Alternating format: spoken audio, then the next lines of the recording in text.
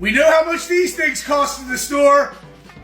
Let's make it better. Homemade bread and butter. Let's go. To a mixing bowl, we're going to add 2 1/4 cups of warm water. 1 package of active dry yeast. Half a teaspoon of sugar. Let this rest for about 5 minutes until bubbles appear on the top. While our yeast is blooming, I'm going to add 3 tablespoons of sugar, 1 tablespoon of salt to 3 cups of flour. Whisk this together. Alright, 5 minutes in, our yeast is bloomed. We're going to add 2 tablespoons of vegetable oil to the liquid. Alright, we're going to add our flour mixture now. So we're going to get our mixing bowl started here and slowly add in our flour. Alright, now that our dough started, we're going to add in an additional 3 cups of flour a little bit at a time. Mix until the dough forms a ball.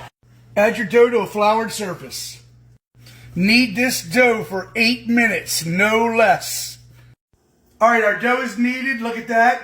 We're going to put that in a greased bowl, cover it, and let it rise for 2 hours. Alright, 2 hours is up. You can see how much it's risen. Let's get this onto the board. Alright, we push this down. We're going to cut this in half. Alright, we cut it in half. We shape these up into loaves. We put them in our bread loaf pans. And we're going to cover these up and let them rise for another 2 hours. Alright, time to make our butter. 2 cups of heavy cream in a food processor. Blend for 10 minutes. Every few minutes, scrape down your sides. Okay, you can see this has become a solid now. We're going to strain this and get out the excess water. Alright, we strained our butter. Going to add it into this little bowl here and mix in some salt. This goes in the refrigerator.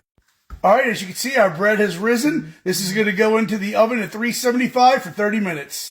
Alright, 30 minutes in the oven. Look at that. Beautiful. We're going to let these rest for 30 minutes now. Alright, let's get our bread cut up here. Got our bread knife. And look at that. Let's get a little butter on there of our homemade butter. Alright, we got our bread and butter here. And in this process, you can add anything to your dough. You can add some jalapeno and cheddar or maybe make a cinnamon and raisin. It's up to you.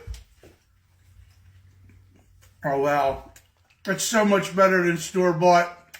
Please like, please share, and please follow.